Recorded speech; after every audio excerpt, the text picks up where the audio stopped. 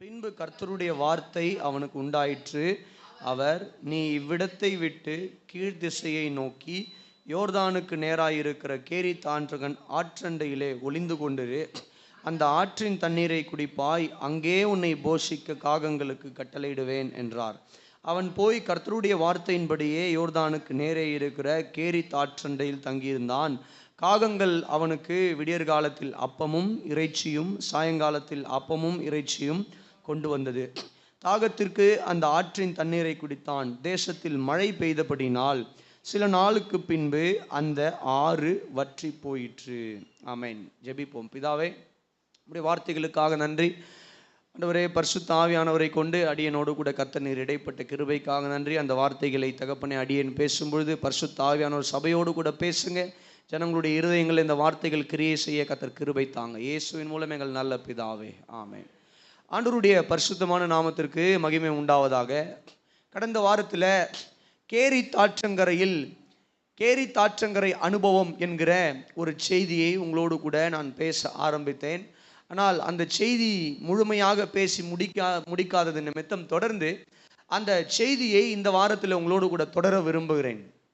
Cherith ஆற்றங்கரை அனுபவம் இஸ்ரவேலின் நாட்களில் ஒரு மோசமான ஒரு நாட்கள் காலம் எதுன்னு சொல்லி கேட்டிங்கன்னா, ஆகாப் என்கிற ராஜா ஜனங்களை ஆளுகை செய்து ஆட்சி செய்த ஒரு காலம். அந்த காலத்தில் தேசத்தில் விக்கிரக ஆராதனை அதிகமாய் பெருகி இருந்தது.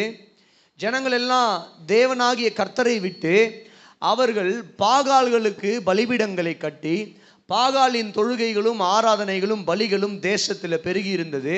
பாகாலின் தீர்க்கதரிசிகள் தேசத்தில் தலையெடுத்து அவர்கள் சுற்றி திரிந்த ஒரு காலகட்டம் அது. அந்த காலகட்டத்தில் கர்த்தருடைய தீர்க்கதரிசியாகிய எலியாவால் இந்த ஜனங்களுடைய பின்மாற்றத்தையும் ஜனங்கள் கர்த்தரை மறுதலித்து வாழுகிற ஒரு வாழ்க்கையையும் பாகாலுக்கு கட்டப்பட்டிருக்கிற பலிபீடங்களையும் பாகாலுக்கு செலுத்தப்படுகிற தொழுகைகளையும் பலிகளையும் பார்த்து சகித்து கொள்ள முடியாமல், ஐயோ என் ஜனங்கள் அழிந்து கொண்டிருக்கிறார்களே, என் ஜனங்களுடைய ஆத்துமா அழிந்து கொண்டிருக்கிறதே என்று எலியா கர்த்தரை நோக்கி ஜெபிக்கிறார். தேவன் 3.5 வருடங்களுக்கு அவர் என்ன பண்றாருன்னு சொல்லிக்கிட்டீங்கன்னா, வானத்து மழையை அவர் தடை பண்ணுகிறார். கர்த்தருடைய வார்த்தை எலியாவுக்கு தோன்றி, நீ போய் ஆகாப் ராஜாவினிடத்துல என் வார்த்தையே அன்றி என் வார்த்தையினால் அன்றி மறுபடியும் உங்களுக்கு இந்த தேசத்தில் மழையும் பனியும் பெய்யாது என்று போய் சொல் என்று சொன்ன பொழுது எலியா போய் கர்த்தருடைய வார்த்தை ஆகாபுக்கு அறிவிக்கிறான். மறுபடியும் நான் வந்து உன்னிடத்துல பேசி கர்த்தருடைய வார்த்தையை சொல்லுகிற வரைக்கும் தேசத்தின் மீது மழை மாத்திரமல்ல பனியும் பொழியாது. அல்லேலூயா. தேசத்துல மழையும் இல்லை பனியும் இல்லை, ஜனங்கள் எல்லாம் பஞ்சத்தில் வாடிக்கொண்டிருக்கிறார்கள். தேசம் பஞ்சத்தில் வாடிக்கொண்டிருக்கிறது. தேசத்து ஜனங்கள் எல்லாம் ஆகாபை நோக்கி முறையிடுகிறார்கள். தேசம் பஞ்சத்தில் இருப்பதனால அந்த தேசம் நீங்கள் பார்த்தீங்கன்னா அது பொருளாதாரத்தில் என்ன பண்ண முடியாதுன்னு சொல்லி கேட்டிங்கன்னா வளர முடியாது. அப்போது ஆகாப் ராஜா இந்த எலியா என்கிற தீர்க்கதரிசியை எங்கிருந்தாலும் தேடி கண்டுபிடிச்சி கொலை செய்து விட வேண்டும், எலியாவை சும்மாவே விடக்கூடாது அப்படின்ற ஒரு எண்ணம் ஆகாபுக்குள்ள வந்து அவன் ஆட்களை அனுப்பி எலியாவை தேடுகிற அளவுக்கு ஒரு பயங்கரமான ஒரு கொடிய பஞ்சம். ஆனால் இந்த பஞ்சத்தின் மத்தியில் நல்லா கவனிங்க, கர்த்தர் இந்த எலியாவை என்ன பண்ணுறாருன்னு சொல்லிக்கிட்டீங்கன்னா பார்த்து சொல்லுகிறார், எலியாவே இந்த பஞ்சத்தின் நடுவில் நீ எங்கே போய் சாப்பிடுவோம், எங்கே போய் தண்ணியை குடிப்போம், எங்கே பாதுகாப்பாக இருப்போம்? ஆகாப் உன்னை கொலை செய்வதற்கு முயற்சிப்பான்.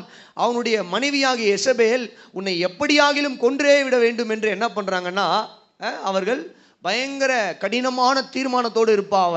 அதனால என்ன பண்ணுனா, நீ கேரித் ஆற்றங்கரைக்கு போய் அங்கே சில காலம் என்ன பண்ணுனா ஒளிந்து கொண்டிரு. ஒரு அல்லேலூயா சொல்லுங்களேன். அப்போ கேரித் ஆற்றங்கரை அனுபவம் என்பது தேவன் நம்மை தனிமைப்படுத்துகிற ஒரு அனுபவம் என்று கடந்த வாரத்தில் என்ன பண்ணோம் அப்படின்னு சொல்லி கேட்டிங்கன்னா தியானித்தோம். தேவன் நம்மை தனிமைப்படுத்துகிறார். சில வேளைகளில் தேவன் நம்மை தனிமைப்படுத்துகிறார்.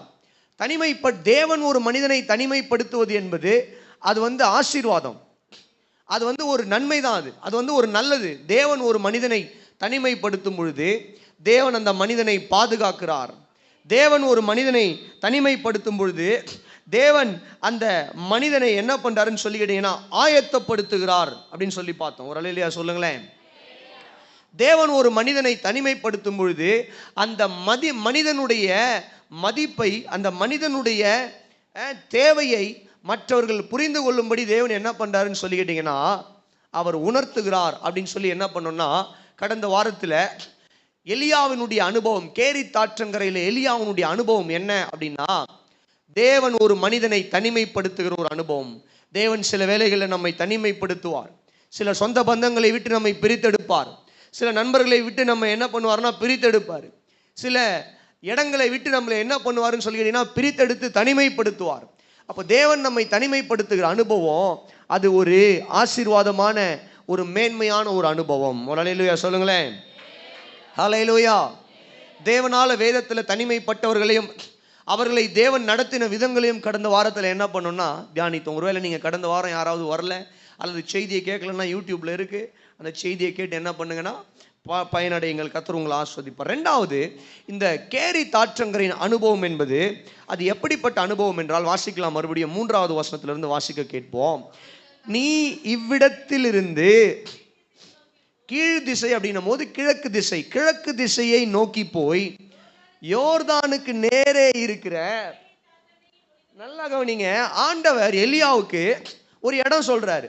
நீ எங்க போகணும் அப்படின்னா கண்ட இடங்களுக்கு போகக்கூடாது எலியா. நீ போய் என்ன பண்ணாதன்னா தேசத்துல எங்க தண்ணி இருக்கு, தேசத்துல எங்க செழிப்பு இருக்கு, தேசத்துல எங்க நல்ல வயல் நிலத்துல விளைச்சல் இருக்கு, இவைகளெல்லாம் நீ பார்க்காதே. நான் சொல்ற இடத்துக்கு நீ போய் என்ன பண்ணுனா கேரி தாற்றங்கரையில ஒளிந்து கொண்டிரு. நல்லா கவனி 4வது வசனம். அந்த ஆற்றின் தண்ணீரை குடிப்பாய். அங்கே, அந்த வார்த்தையை நீங்க ரவுண்ட் பண்ணிக்கலாம், அடிக்கோடு. இன்னைக்கு கீ வேர்டு என்னன்னு சொல்லி கேட்டீங்கன்னா அந்த அங்கேன்ற வார்த்தை தான். அங்கே உன்னை போஷிக்க காகங்களுக்கு கட்டளையிடுவேன் என்றார். அவன் போய் கர்த்தருடைய வார்த்தையின்படியே யோர்தானுக்கு நேரே இருக்கிற கேரி தாற்றண்டையில் தங்கியிருந்தான். காகங்கள் அவனுக்கு விடியற் காலத்தில் அப்பமும் இறைச்சியும் சாயங்காலத்தில் அப்பமும் இறைச்சியும் கொண்டு வந்தது. தாகத்திற்கு அந்த ஆற்றின் தண்ணீரை குடித்தான். நல்ல ஒரு அல்லேலூயா சொல்லுவீங்களா? சத்தமா ஒரு அல்லேலூயா சொல்லுவீங்களா? கர்த்தருடைய நாமத்துக்கு மகிமை உண்டாவதாக. ரெண்டாவது, இந்த கேரி தாற்றங்கரை அனுபவம் என்றால் என்னன்னு சொல்லிக்கிட்டீங்கன்னா கர்த்தருடைய வழி நடத்துதலில் தரித்திருத்தல். ஆமென். எல்லாம் சொல்லுங்க. கர்த்தருடைய, நல்லா சத்தமா சொல்லுங்க, கர்த்தருடைய வழி நடத்துதலில் தரித்திருத்தல் அப்படின்னா தங்கியிருந்தல். அப்படின்னா கர்த்தருடைய வழி நடத்துதலில் தங்கியிருந்தல், அடங்கியிருந்தல் அல்லது தரித்திருந்தல். அப்ப கவனிங்க, எலியாவுக்கு கர்த்தர் சொல்றாரு, எலியா நீ போக வேண்டிய இடம் மேற்கை நோக்கி அல்ல, வடக்கை நோக்கி அல்ல. நீ போக வேண்டிய இடம் எதுன்னு சொல்லி கேட்டேன்னா தெற்கை நோக்கி அல்ல, கீழ்த்திசை கிழக்குல இருக்கிற கேரி தாற்றங்கரைக்கு போ. அங்கதான் நான் என்ன பண்ணிருக்கிறேன்னா உன்னை போஷிக்கும்படி அந்த கேரி ஆற்றில் இருக்கிற தண்ணீரை நான் உனக்காக ஆயத்தப்படுத்தி இருக்கிறேன். அங்கே உன்னை போஷிக்கும்படி நான் காகத்தை உனக்கு ஏற்படுத்தி இருக்கிறேன். அல்லேலூயா சொல்லுங்க. அங்கே உன்னை போஷிக்கும்படி நான் என்ன பண்ணிருக்கிறேன்னா காகங்களை ஏற்படுத்தி இருக்கிறேன் அங்கே. அப்போ நான் சொல்லுகிறேன், அந்த இடத்துக்கு நீ போவாயே ஆனால் ஆகாப் உன்னை தேடுகிற, உன்னை கொலை செய்வதற்கு முயற்சிக்கிறான் இல்லையா, ஆகாப் உன்னுடைய கண்ணியிலிருந்து நீ பாதுகாக்கப்படுவாய். அல்லேலூயா. நீ கேரி தாற்றங்கரைக்கு போவாயே ஆனால் அங்கே உனக்கு நான் அழகையான அருமையான தண்ணீரை ஆயத்தப்படுத்தி இருக்கிறேன். அங்கே நான் உனக்கு என்ன பண்ணிருக்கிறேன்னா போஷிப்பை ஆயத்தப்படுத்தி இருக்கிறேன். அல்லேலூயா. அப்போ ஒரு மனிதன், இன்னைக்கு நம்ம கேரி தாற்றங்கரை அனுபவம் என்று சொல்லும் பொழுது தேவன் நமக்கு வைத்திருக்கிற, தேவன் நம்மை நடத்துகிற வழியில தரித்திருக்கிற ஒரு அனுபவம் தான் இந்த கேரி தாற்றங்கரை அனுபவம். தேவன் உன்னை எங்க கொண்டு வந்து வச்சிருக்கிறாரு, தேவன் உன்னை நடத்துகிற அந்த வழியில கொஞ்சம் தரித்திரு. அவசரப்பட்டு என்ன பண்ணாதீங்கன்னு சொல்லி கேட்டீங்கன்னா தேவன் உங்களை வைத்திருக்கிற இடத்தை விட்டு அலையாதீர்கள், ஓடாதீர்கள், இங்கேயும் அங்கேயும் ஓடாதீங்க, கஷ்டப்படாதீங்க. கர்த்தர் உனக்கு கேரி தாற்றங்கரை வைத்திருப்பாரானால் கேரி தாற்றங்கரையில நீ தங்கி இருக்க வேண்டும். ஏன்னா அங்கதான் உனக்கு கர்த்தர் போஷிப்பை கட்டளையிட்டு இருக்கிறார். அல்லேலூயா. அங்கதான் கர்த்தர் உனக்கு பாதுகாப்பை கட்டளையிட்டு இருக்கிறார். நல்ல ஒரு அல்லேலூயா சொல்லுங்களேன், சத்தமா சொல்லுங்களேன். The ultimate question is, am I where God wants me to be? Am I where God wants me to be? அப்படின்னா, நான் தேவன் விரும்புகிற இடத்துல நான் தரித்திருக்க நான் என்னை ஒப்பு கொடுத்திருக்கிறேனா? தேவன் என்னை எங்க இருக்கணும்னு விரும்புறாரு? தேவன் நான் எங்க வேலை செய்யணும்னு விரும்புறாரு? தேவன் நான் எந்த இடத்துல வீடு கட்டி தரித்திருக்க வேண்டும் என்று விரும்புகிறார்? தேவன் நான் எந்த பகுதியில் வாழணும்னு சொல்லி விரும்புகிறார்? அப்போ தேவன் என்னை வைத்திருக்க வேண்டிய இடத்தில் வாழுவதற்கு, தேவன் என்னை வைத்திருக்கிற அந்த இடத்துல இருப்பதற்கு நான் என்னை ஒப்பு கொடுத்திருக்கிறேனா? அப்படிப்பட்ட ஒப்பு கொடுத்தல் நமக்கு இருக்கணும். அல்லேலூயா. தேவன் நம்ம வச்சிருக்கிற இடத்துல நம்ம என்ன பண்ணணும்? அடங்கி இருக்கணும். ஒரு அல்லேலூயா சொல்லுங்களேன். அதுதான் பாதுகாப்பு. அங்கதான் போஷிப்பு கிடைக்கும். அங்கதான் காகங்களை கொண்டு கர்த்தர் எலியாவை போஷிப்பார். அங்கதான் தண்ணீர் வரும். ஒரு அல்லேலூயா சொல்லுங்க. வேதத்தில் வாசிக்கிறோம், ஆகார் என்கிற ஒரு ஸ்திரீ ஆபிரகாமுடைய மனைவியா இருந்தால், மறுமனையாட்டி, சரிங்களா? இந்த ஆகாருக்கு சாராள் இடத்துல இருந்து அதிகமான உபத்திரம் வந்த உடனே இந்த ஆகார் என்ன பண்றாங்கன்னா, ஆபிரகாமை விட்டு விலகி ஓடுகிறார்கள். சாராளையும் ஆபிரகாமையும் விட்டு என்ன பண்றாங்க? விலகி ஓடுகிறார்கள். இப்போ கர்த்தருடைய வார்த்தை வருது. ஆதியாகமம் 16வது அதிகாரத்தின், மன்னிக்கணும், 16வது அதிகாரத்தின் வாசிக்கலாம். 11வது வசனத்தை வாசிக்கலாம். பின்னும் கர்த்தருடைய தூதனானவர் அவளை நோக்கி, நீ கர்ப்பவதியாய் இருக்கிறாய். நல்ல கவனிங்க, நீ கர்ப்பவதியா இருக்கிற, நீ ஒரு குமாரனை பெறுவ. கர்த்தர் உன்னுடைய அங்கலாய்ப்பை என்ன பண்ணிருக்கிறாரு? கேட்டபடியால் இஸ்மவேல் என்று பெயரிடுவாயாக. துஷ்டனுமா. சரி, 9வது வசனம் வாசிக்கலாம். அப்பொழுது கர்த்தருடைய தூதனானவர், நீ உன் நாச்சியார் அண்டைக்கு திரும்ப போய் அவள் கையின் கீழ் அடங்கியிரு என்றார். ஒரு அல்லேலூயா சொல்லுங்களேன். ஆமென். சாராளுடைய உபத்திரவத்தை தாங்க முடியாம இந்த ஆகார் அவங்க என்ன பண்றாங்கன்னா, எங்கேயாவது ஓடி போயிடலாம். எங்க போறான்? எங்கேயாவது போயிடலாம். கர்ப்பமா இருக்கிற ஒரு ஸ்திரீ, தன்னுடைய வயிற்றில் பிள்ளையை சுமந்து கொண்டிருக்கிற ஒரு ஸ்திரீ, எங்கேயாவது ஓடி போயிடலாம், தொல்லை தாங்க முடியல அப்படின்னு சொல்லிட்டு கிளம்புனாங்க. ஆண்டவர் பாருங்க, இந்த ஆகார் வந்து ஆகாருடைய வயிற்றில் ஆகார் சுமக்கிற பிள்ளை அது வாக்கு தத்தத்தின் பிள்ளை கிடையாது. கர்த்தர் கொடுத்த வாக்கு தத்தத்தின் பிள்ளை கிடையாது. மாம்சத்தின்படி ஆபிரகாமும் ஆகாரும் அவர்கள் முயற்சி செய்தது நிமித்தம் வந்த பிள்ளை தான் இந்த வயிற்றில் இருக்கிற பிள்ளை, ஆகாரனுடைய வயிற்றில் இருக்கிற பிள்ளை. ஆனா கூட கர்த்தருடைய கரிசனை பாருங்க, அது நான் அவர்களுக்கு கொடுக்கணும்னு நினைச்ச பிள்ளை இல்லையே. அவர்களாக சுயமா ஒரு பிள்ளையை பெற்றெடுக்கலாம் சொல்லி இந்த ஆபிரகாம் ஆகார் சாராள் முயற்சி செய்தது நிமித்தம் நான் அவளுடைய வயிற்றில் அனுமதித்த ஒரு பிள்ளை தானே, நான் கொடுத்த பிள்ளை கிடையாது, நான் அனுமதித்த பிள்ளை தானே, அது எப்படியாவது கெட்டு போகட்டும்னு சொல்லி ஆண்டவர் விடலை. ஆகாரை பார்த்து சொல்றாரு, ஆகாரே நீ கர்ப்பவதியா இருக்கிற, எங்க போற? எங்க போற? போ, உன்னுடைய நாச்சியாரின் கையின் கீழே அடங்கிரு. நீ கொஞ்ச நாள் இருக்க வேண்டிய இடம் அதுதான். நேரம் வரும்பொழுது நானே உன்னை என்ன பண்ணுவேன்? பிரித்தெடுப்பேன். அல்லேலூயா.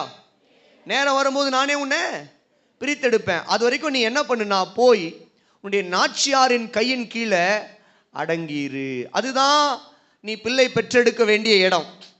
ஆமென். அல்லேலூயா சொல்லுங்க. அதுதான் நீ பிள்ளை பெற்றெடுக்க வேண்டிய இடம். அங்கதான் உன் பிள்ளை கொஞ்ச நாள் வளரணும். அல்லேலூயா. அதனால நீ அங்க இருப்பது தான் உனக்கு பாதுகாப்பு.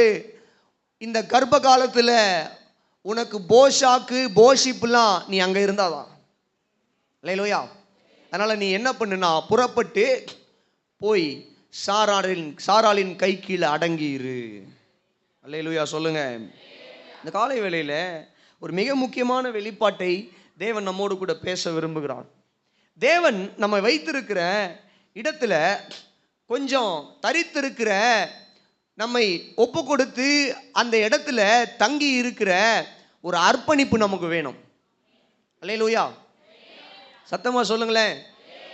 ஆமா, அது வேணும். அது இல்லைன்னா என்ன பண்ண முடியாதுன்னு சொல்லி கேட்டீங்கன்னா, தேவனுடைய பாதுகாப்பையும் தேவனுடைய வழி நடத்துதலையும் தேவன் நம்மை போஷிக்கிற விதங்களையும் நம்மால் என்ன பண்ண முடியாதுன்னா பார்க்க முடியாது.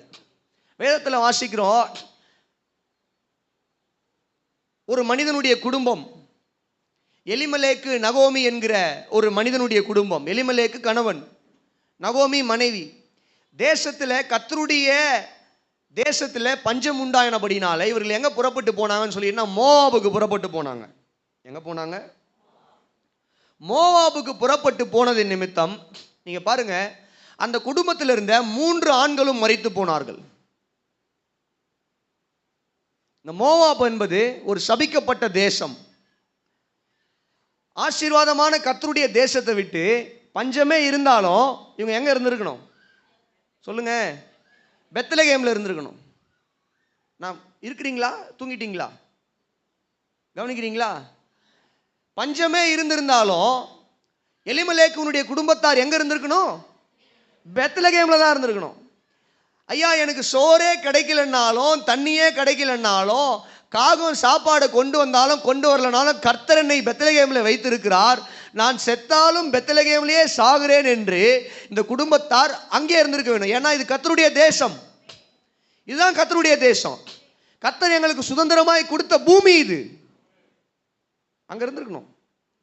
இவங்க என்ன பண்ணாங்க? தங்களுடைய வயிற்றுக்காக ஆசைப்பட்டு தங்களை போஷித்துக் கொள்ள கர்த்தருடைய வழிநடத்தல் எல்லாமே என்ன பண்ணாங்கன்னு சொல்லி கேட்டிங்கன்னா எங்கே போனாங்க?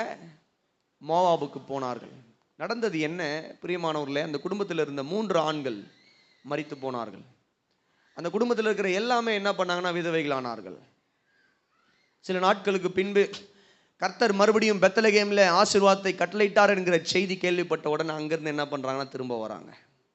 நான் சொல்கிறேன், இந்த காலை வேளையில் கர்த்தர் உனக்கு வைத்திருக்கிற இடம் பெத்லகேம், கர்த்தர் உனக்கு வைத்திருக்கிற இடம் கேரித் ஆற்றங்கரைனா அங்கே தங்கியிரு.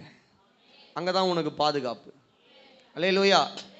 மாறி மாறி ஓடிக்கிட்டு இருக்காதீங்க. சிலர்லாம் பாருங்க, மாதத்துக்கு ஒரு வேலைக்கு போவாங்க.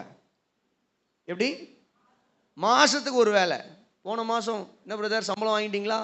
இல்லை வேறு கம்பெனி மாறி இருக்கிறேன். மாதம் மாதம் என்ன பண்ணுவாங்கன்னா ஒரு இடத்துல மாறிக்கிட்டே இருப்பாங்க.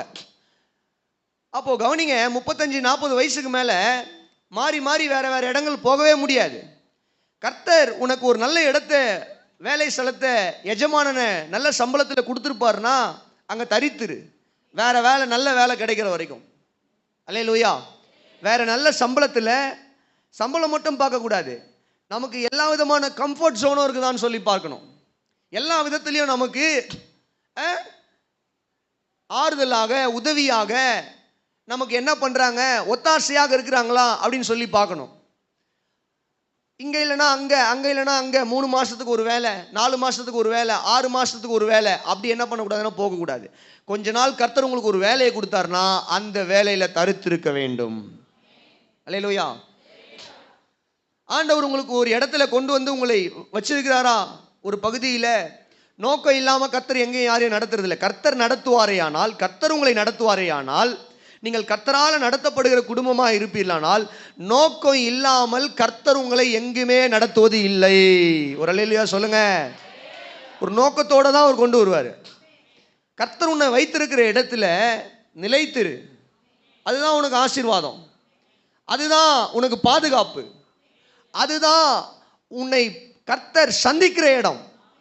அல்லேலூயா. அந்த இடத்தை விட்டு ஓடணும்னு நினைச்சினா, அந்த இடத்துல இருந்து விலகி போகணும்னு நினைச்சினா பாருங்க, பலவிதமான இன்னல்களை வாழ்க்கையில் அனுபவிக்க நேரிடும். இன்னும் சிலர்லாம் பார்த்துருக்குறோம். அப்படி அவங்க யாருன்னு சொல்லி கேட்டிங்கன்னா, வாரம் வாரம் ஒரு சபைக்கு போகிறவங்க, மாதம் மாதம் வேலை மாற்றுறவங்க, வீடு மாற்றுறவங்க இருக்கிறாங்க. இந்த வீட்டுக்கு போனால் அங்கே செட் ஆகலை, இந்த வீட்டுக்கு போனால் அங்கே செட் ஆகலை, அந்த வீட்டுக்கு போனால் அங்கே செட் ஆகலை. அப்போ மாதம் மாதம் வீடு மாட்டிக்கிட்டே இருப்பீங்களா? எல்லா இடத்துலையும் அட்வான்ஸை கொடுத்து வாங்கிக்கிட்டு, மறுபடியும் அட்வான்ஸை கொடுத்து வாங்கி, அப்புறம் வாடகையை கொடுத்து வாங்கி, மாறி மாறி அலைந்து கொண்டே இருப்பீங்களா? வாழ்க்கை நிலையில்லாத ஒரு வாழ்க்கையாக மாறிடுமே.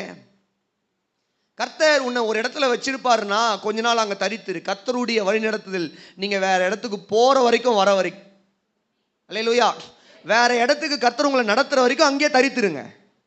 அல்லேலூயா சொல்லுங்க, சத்தமா சொல்லுங்க. சிலர்லாம் பாருங்க, சொந்த இடம் சொந்த வீடை வாங்கிட்டு அதை விட்டுட்டு போயிடலாமா? கிடையாது. அல்லேலூயா. வாடகை வீட்டில இருந்து மாறுறவங்க கூட எவ்வளோ பரவாயில்ல, சொந்த வீடு லட்சக்கணக்கில் இடம் வாங்கிட்டு அதை வித்துட்டு நம்ம இங்கேருந்து வேற எங்கேயாவது போயிடலாமா? ஜெபம் பண்ணுங்க முதல்ல. நீங்களா மாம்சத்தில் யோசிக்காதீங்க. நீங்களா மாம்சத்தில் என்ன பண்ணாதீங்க, யோசிக்காதீங்க. ஜெபம் பண்ணுங்க. கர்த்தாவே எங்களை வழி நடத்துங்க. நான் கேரி தாற்றங்கரையில் இருக்கணுமா, அல்லது சாரிபாத்துக்கு போகணுமா, அல்லது சூறை செடியின் கீழே போகணுமா? கர்த்தர் எலியாவை நடத்தினார். அல்லேலூயா சொல்லுங்க. கர்த்தர் உனக்கு வைத்திருக்கிற இடத்துல தங்கி இருங்க. அல்லேலூயா. அது வேலையா இருக்கலாம், நீங்கள் தங்கி இருக்கிற வீடாக இருக்கலாம், உங்களுடைய சபையாக இருக்கலாம், வேற எந்த காரியமாக இருக்கலாம். கொஞ்சம் தரித்திருக்கிற ஒரு அர்ப்பணிப்பு நமக்கு வேணும். அல்லேலூயா சொல்லுங்க. சிலர்லாம் பாருங்க, டி நகருக்கு போயிட்டாங்க இல்லை எங்கேயாவது போயிட்டாங்கன்னா ஒரு கடை விட மாட்டாங்க, எல்லா கடையிலையும் ஏறுவாங்க. ஏறு இந்த கடைக்கு இங்கே போய் பாரு, எல்லாத்தையும் எடுத்து போடுவான். ஒன்றுமே பிடிக்காது, எல்லாத்தையும் எடுத்து வேணாண்ணா அப்படின்ட்டு வந்துடுவாங்க. இல்லை சொல்லாமல் கொள்ளாமல் கூட வந்துடுவாங்க. என்னங்கய்யா, அந்த அந்த அந்த பகுதியில் இருக்கிற எல்லா கடைக்குமே போயிடுவாங்க. சிலர்லாம் பாருங்க, போயிட்டு சுற்றி பார்த்துட்டு ஒன்றுமே செட் ஆகலன்னு வந்துடுவாங்க. திருப்திப்படுத்தவே முடியாது இவங்களெல்லாம் எதுவுமே. புரியுதா உங்களுக்கு? ஒரு கடைக்குள்ளே போனால், நான் என் மனைவியெல்லாம் நான் கூப்பிட்டு போனேன்னா 4 கடை 5 கடைலாம் கிடையாது, ஒரே கடைக்கு தான் கூப்பிட்டு போவேன். எந்த கடைக்கு போகணும்னு நீயா சொல்லு. சென்னை சில்க்ஸ் போகணுமா, சரவணா ஸ்டோர் போகணுமா, ஜெயச்சந்திரன் போகணுமா, இல்லை திருவள்ளூரில் எங்கேயாவது ரிலையன்ஸ் ட்ரெண்ட்ஸு, மேக்ஸ் ஷூட் எல்லாமே இருக்குது. ஏதாவது ஒரு கடை தான் கூப்பிட்டு போவேன். 4 இடம்லாம் அலைய முடியாது. 4 இடம் நான் கூப்பிட்டு போனோன்னா எனக்கு டைம் வேஸ்ட்டு ஒன்று. 2வது, பெட்ரோல் நீ போடுறியா சொல்லுன்னு கேட்பேன். அப்போ என் மனைவி என்ன சொல்லுவாங்க, அவங்களா ஒரு கடை சொல்லுவாங்க. இல்லை நீயே சொல்லுப்பா அப்படின்னாங்கன்னா நான் ஒரு கடை சொல்லுவேன். அங்கே போனால் நமக்கு விலையும் கம்மியாக இருக்கும், நிறைய கலெக்ஷன்ஸும் இருக்கும். சரி போகலாம். அந்த ஒரே கடைக்கு போனோம்னா எல்லாருக்கும் தேவையான ட்ரெஸ் வாங்கிட்டு வந்துடுவோம். அல்லேலூயா. கிறிஸ்மஸ் டைம்லலாம் அப்படி தான். இப்போ சபையில் இருக்கிற பிள்ளைங்களுக்கு ட்ரெஸ் எடுக்கணும், ஃபேமிலிக்கு ட்ரெஸ் எடுக்கணும் அப்படின்னும் போது ஏதாவது ஒரு கடை பார்த்து 10 கடைலாம் ஏறி இங்கே ஒன்று அங்கே ஒன்று, இங்கே ஒரு சட்டை இங்கே பேண்ட் அப்படிலாம் கிடையாது. ஒரே கடைக்கு போனால் அங்கே அவன் எல்லாமே வச்சிருக்கணும், எல்லாத்தையும் எடு போடு முடிஞ்சிருச்சு. அப்போ கவனிங்க, இந்த காலை வேளையில் நீங்கள் பல கடைக்கு போயிட்டு பார்த்து கம்பேர் பண்ணி எடுக்கிறது தப்புன்னு நான் சொல்ல வரல. ஆனால் கர்த்தர் உங்களை வச்சிருக்கிற இடத்த விட்டுட்டு நீங்கள் ஓடி திரியாமல் அங்கே தரித்திருக்கிற அனுபவம் உங்களுக்கு வேண்டும் என்பதற்காக நான் சொல்லுகிறேன். அல்லேலூயா சொல்லுங்களேன். அல்லேலூயா. இந்த காலை வேளையில் ஆபிரகாமை குறித்து வேதத்தில் வாசிக்கிறோம். நீங்கள் ஆபிரகாமுடைய வாழ்க்கையையும் ஈசாக்கினுடைய வாழ்க்கையும் யாக்கோபினுடைய வாழ்க்கையும் படித்து பார்ப்பீர்களானால், அவர்கள் ஒவ்வொரு இடங்களை விட்டு அவர்கள் மாறி தங்களுடைய குடியிருப்பை நகர்த்தி கொண்டே இருந்தாங்க. அவங்களுக்கு சொந்த இடம் கிடையாது. அவர்கள் வாழ்ந்த நாட்களில் பரதேசிகளாய் வாழ்ந்தவர்கள் இவங்க எல்லாம். எபிரேயர் 11 வாசிக்கிறோம், அவர்கள் பரலோகத்தையே சொந்த வீடாக அவங்க என்ன பண்ணாங்கன்னா எண்ணி வாழ்ந்தபடினால இந்த உலகம் அவர்களுக்கு வாடகை வீடு மாதிரி இருந்தது. பரதேசிகளாய் வாழ்ந்தார்கள், நிலையான ஒரு இடம் இல்லாமல். அப்போ கவனிங்க, இந்த சூழ்நிலையிலுமே கர்த்தர் ஆபிரகாமை நடத்தும் பொழுது, அல்லது ஈசாக்கை நடத்தும் பொழுது, அல்லது யாக்கோபை நடத்தும் பொழுது சும்மாலாம் போயிட மாட்டாங்க. கர்த்தருடைய வார்த்தை ஆபிரகாமுக்கு உண்டான போது ஆபிரகாம் எழுந்து என்ன பண்ணுவார்னா புறப்பட்டு போவார். அல்லேலூயா சொல்லுங்களேன். அப்போ கவனிங்க, ஆபிரகாமை கர்த்தர் நடத்தினார். ஆமென். ஆபிரகாமை கர்த்தர் நடத்தினார். ஒரு நாள் எகிப்தில் தங்கி இருக்கும் பொழுது தன்னுடைய மனைவியாகிய சாராளை எகிப்தின் ராஜா பார்வோன் என்ன பண்றான்னு சொல்லிக்கிட்டீங்கன்னா தன்னுடைய அரண்மனைக்கு எடுத்துக்கொள்வதை பார்க்கிறோம். ஆனால் நீங்க பாருங்க, அந்த இடத்த படிச்சு பார்த்தீங்கன்னா, வாசிக்கலாமா? ஆதியாகமம் 12வது அதிகாரத்துக்கு வாங்க. 12வது அதிகாரத்தில் 17வது வசனம், ஆபிரகாமுடைய மனைவியாகிய சாராயின் நிமித்தம் கர்த்தர் பார்வோனையும் அவன் வீட்டாரையும் மகாவாதையால் வாதித்தார். அல்லேலூயா சொல்லுங்களேன். கர்த்தர் ஆபிரகாமை நடத்துகிறார். ஆபிரகாம் எகிப்துக்கு போறாரு. இந்த ஆபிரகாம் எகிப்தில் இருக்கும்போது ஆபிரகாமுக்கு ஒரு பிரச்சனை. ஆபிரகாமுடைய மனைவியை அந்த எகிப்தின் ராஜாவாகிய பார்வோன் தன்னுடைய அரண்மனைக்கு எடுத்துக்கொள்ளுகிறான். ஆனால் நீங்க பாத்தீங்கன்னா அவனுக்கு தெரியாது, பார்வோனுக்கு ஆபிரகாமுடைய மனைவி என்று தெரியாது, எடுத்துக்கிறான், தங்கச்சி நினைச்சு எடுத்துக்கிறான். நடக்கிறது என்ன? கர்த்தர் பார்வோனையும் அவனுடைய குடும்பத்தாரையும் மகா வியாதினால வாதிக்கிறார். அது என்ன வியாதியும்? எல்லாமும் என்ன பண்றாங்கன்னா வியாதினால பாதிக்கப்பட்டு குடும்பமே ஒரு மோசமான சூழ்நிலையில் இருக்கிறது நிமித்தம் பார்வோன் என்ன பண்றான்னு சொல்லி கேட்டீங்கன்னா அடுத்த வசனம் வாசிப்பார். அப்பொழுது பார்வோன் ஆபிரகாமை அழைத்து, நீ எனக்கு ஏன் இப்படி செய்தாய்? இவள் உன் மனைவி என்று நீ எனக்கு அறிவியாமற் போனது என. சரி, let me come to the point. நான் குறிப்புக்கு வரேன்.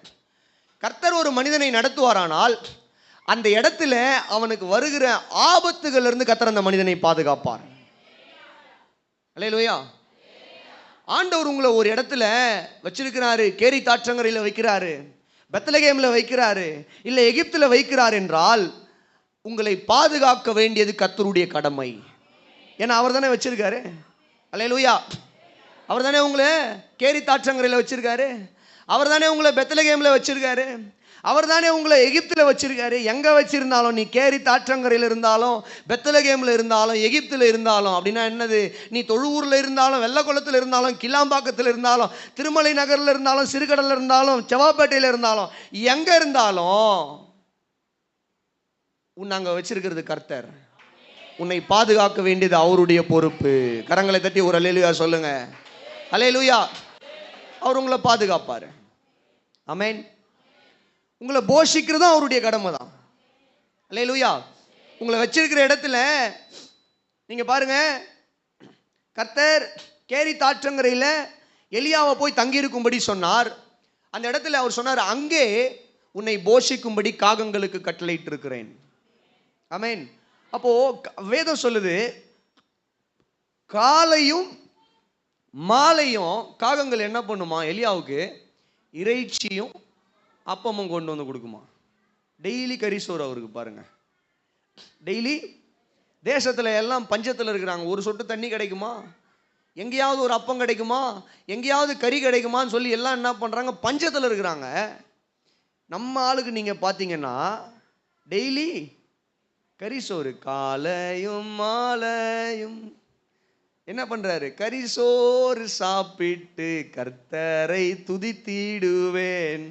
ஒருவேளை எலியா அங்கிருந்து பாட்டு பாடிருக்கணும்னா இந்த பாட்டு தான் பாடிருக்கணும். சும்மா சொல்றேன் நான். காலையும் மாலையும் கரிசோறு நல்லா வயிறு முட்டை தின்னுட்டு கர்த்தாவே ஸ்தோத்திரம் உமக்கு நன்றின்னு சொல்லி ஜெபம் பண்ணிருப்பாரு. சொல்லுங்க. அல்லேலூயா. கர்த்தர் உங்களை ஒரு இடத்துல வச்சிருப்பார் அப்படின்னா அந்த இடத்துல உங்களுக்கு நல்ல வேலையை கொடுத்து உங்களை போஷிக்க வேண்டியது அவருடைய பொறுப்பு. நல்ல வேலை கிடைக்கும். இன்னைக்கு வேலை இல்லாதவங்க, இல்லை நல்ல வேலை இல்லாதவங்க யாராவது இருக்கிறீங்க, நல்ல சம்பளத்துக்கு வேலை கிடைக்கணும் பிரதர் அப்படின்னு யாராவது இருக்கிறீங்கன்னா உங்களை சொல்ற, கர்த்தர் உங்களை இந்த இடத்துல வச்சிருப்பார்னா உங்களுக்கு ஒரு நல்ல வேலையை கர்த்தர் கொடுப்பார். நல்ல கையின் பிரயாசத்தை கர்த்தர் கொடுப்பார்.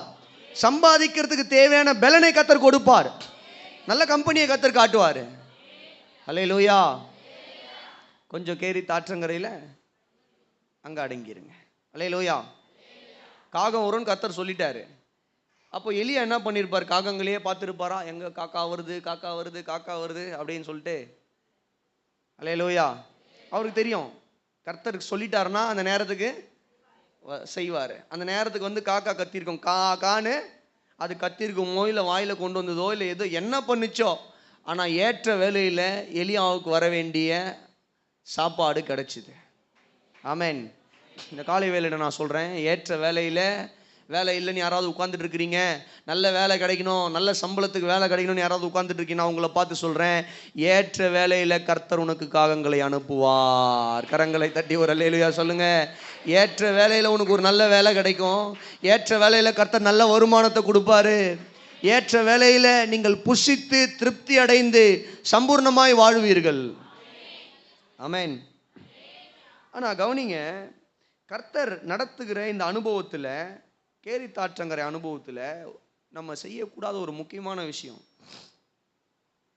கேரி தாற்றங்கரையில் கர்த்தர் எலியாவை வைத்திருந்தார், கொஞ்ச நாள் வச்சிருந்தாரு. பெத்லகேமில் ஜனங்கள் இருக்கும்படி, நகோமியுடைய குடும்பம் இருக்கும்படி வச்சிருந்தாரு. ஆனால் அவங்க என்ன பண்ணாங்கன்னா அங்கே தரித்திருக்காமல் மோவாப்புக்கு ஓடினாங்க. இன்னும் சில தேவ மனிதர்களை எல்லாம் குறித்து பார்க்கும்பொழுது மிக முக்கியமாக யாக்கோபு இந்த காலை வேளையில் உங்களுக்கு காண்பித்து கொடுக்க விரும்புகிறேன். நல்லா கவனிங்க. இந்த யாக்கோபு தன்னுடைய மாமா லாபானிடத்தில் வேலை செய்து கொண்டிருந்த நாட்களில் கர்த்தருடைய வார்த்தை ஒரு நாள் இந்த யாக்கோபுக்கு தோன்றி, நீ மறுபடியும் எழுந்து என்ன பண்ணு அப்படின்னு சொல்லி கேட்டேன்னா, உன்னுடைய முற்பிதாக்களுக்கு நான் வாக்கு பண்ணின தேசத்துக்கு திரும்ப போ. அல்லேலூயா சொல்லுங்களேன், நல்லா சொல்லுங்களேன், சத்தமாக தான் சொல்லுங்களேன். சரி, வரலாமா? ஆதியாகமம் 31வது அதிகாரத்தின் 3வது வசனத்தை வாசிக்க கேட்போம்.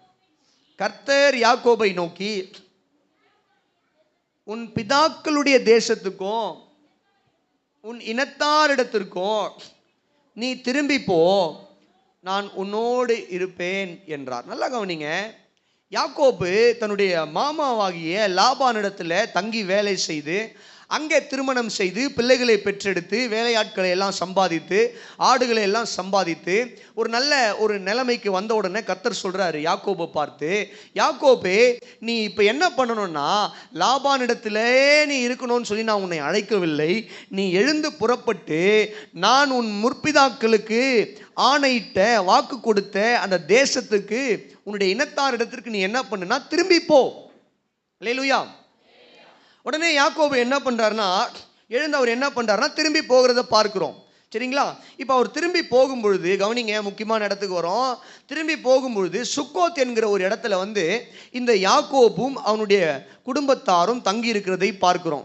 33வது அதிகாரத்தின் 17வது வசனத்திலிருந்து வாசித்து பார்ப்பீர்களானால், யாக்கோபு சுக்கோத்திற்கு பிரயாணம் பண்ணி தனக்கு ஒரு வீடு கட்டி தன் மிருக ஜீவன்களுக்கு கொட்டாரங்களை போட்டு அதனாலே அந்த ஸ்தலத்துக்கு சுக்கோத் என்று பெயரிட்டான்.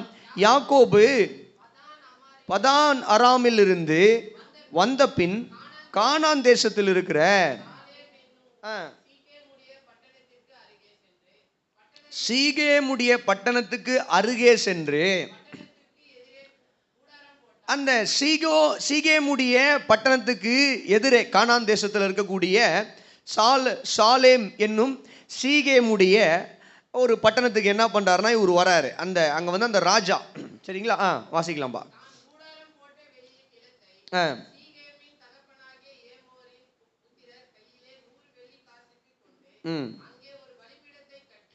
அதற்கு ஏல் எல்லோகே இஸ்ரேல் என்று பெயரிட்டான்.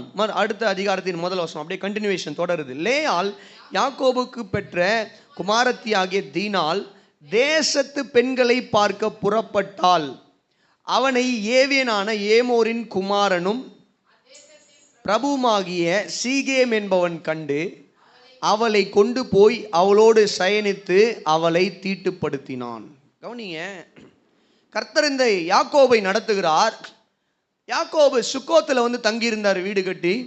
அப்புறம் நீங்கள் பார்த்தீங்கன்னா அவரு அந்த இடத்துல பார்க்குறோம், சீகேம் என்கிற ராஜாவினுடைய அந்த கானான் தேசத்தினுடைய எல்லைக்கு எதிர்ப்புறமாக என்ன பண்ணுறாருன்னு சொல்லி கேட்டிங்கன்னா கூடாரம் போட்டு அவர் என்ன பண்ணுறாருன்னு சொல்லி கேட்டிங்கன்னா அங்கே பலிபீடங்களை எல்லாம் கட்டி தேவனை என்ன பண்ணுறாருன்னா தொழுது கொண்டிருக்கிற ஒரு காலகட்டம் அது. அங்கே சில நாட்கள் தரித்திருக்கிறாங்க. என்ன நடக்குது அந்த இடத்துல? யாக்கோபுனுடைய மகள் தீனால், நல்லா கவனிங்க, அந்த இடத்துல ஒரு தேவையற்ற காரியம் பண்றா அந்த பொண்ணு. கர்த்தர் நடத்துகிறாரு. அந்த இடத்துல ஒரு தேவையற்ற ஒரு காரியம் தீனால் என்ன பண்றாங்கன்னு சொல்லி கேட்டீங்கன்னா, தீனால் வீட்டில் அடங்கி இருக்க வேண்டிய ஒரு ஸ்திரீ என்ன பண்றாங்கன்னா, தேசத்து பெண்களை சுற்றி பார்க்க புறப்பட்டாள். 1வது வசனம் வாசித்து பாருங்க. தீனால் தேசத்து பெண்களை பார்க்க புறப்பட்டாள். எதுக்கு இந்த வேலை? தீனால் யாக்கோபுனுடைய மகள் இப்போ போயிட்டு சீகேம் என்கிற அந்த ராஜாவினுடைய அந்த தேசம், கானானில் இருக்கிற ஸ்திரீகள் எல்லாம் எப்படிப்பட்டவர்களாக இருக்கிறாங்க அப்படின்னு சொல்லி போய் இப்போ சுற்றி பார்த்துட்டு வர வேண்டியது அவசியமா? இல்லை. கர்த்தர் உன்னை எதுக்காக அழைத்திருக்கிறார்? தேவன் யாக்கோபை எதற்காக அழைத்திருக்கிறார்? வாக்கு தத்தத்தின் பிரயாணத்தில் இருக்கிறான் யாக்கோபு. தன்னுடைய மாமா வீட்டில இருந்து தேவன் காட்டுகிற இடத்துக்கு போய்கொண்டிருக்கிறான். போய்கொண்டிருக்கிற இடத்துல ஆங்காங்கே அவர்கள் என்ன பண்றாங்கன்னா தங்கி வீடு கட்டி கூடாரம் போட்டு நகர்ந்து கொண்டிருக்கிறார்கள். அப்போ உன்னுடைய தரிசனம் என்ன, உன்னுடைய லட்சியம் என்ன? தேவன் காண்பிக்கிற இடத்துக்கு போய் சேர வேண்டும் என்பதுதானே உன்னுடைய தரிசனம். கர்த்தர் உன்னை அழைத்திருக்கிற அழைப்பு. அந்த அழைப்பை விட்டுட்டு தகப்பனுடைய அழைப்பில் நிற்காம இந்த பெண் என்ன பண்றாங்கன்னு சொல்லி கேட்டீங்கன்னா, கவனிங்க, தேசத்து பெண்களை சுற்றி பார்க்க புறப்பட்டால், வீட்டில் இல்லாம போய் என்ன பண்றாங்கன்னா, நம்ம லாங்குவேஜில் சொல்லணும் அப்படின்னா ஊர் சுத்துறதுக்கு புறப்பட்டாங்க. யாரு சொல்லுங்க? பையன் இல்லை, யாரு? பொண்ணு. இந்த அம்மா போய் ஊர் சுத்துவதற்கு புறப்பட்டு ஊர் சுத்துறதுக்கு ஆரம்பிச்ச உடனே ஊர் சுற்றி அந்த பட்டணத்தை சுற்றி பார்த்து கொண்டிருக்கும் போது அந்த தேசத்தின் ராஜாவாகிய சீகேமுடைய மகன் பார்க்கிறான். அவனுடைய பார்வைக்கு இந்த ஸ்திரீ அழகா இருக்கிறது நிமித்தம் அந்த பெண்ணை பலவந்தமாய் பிடித்து கொண்டு போய் என்ன பண்றான்னா தகாத விதமாய் நடத்தி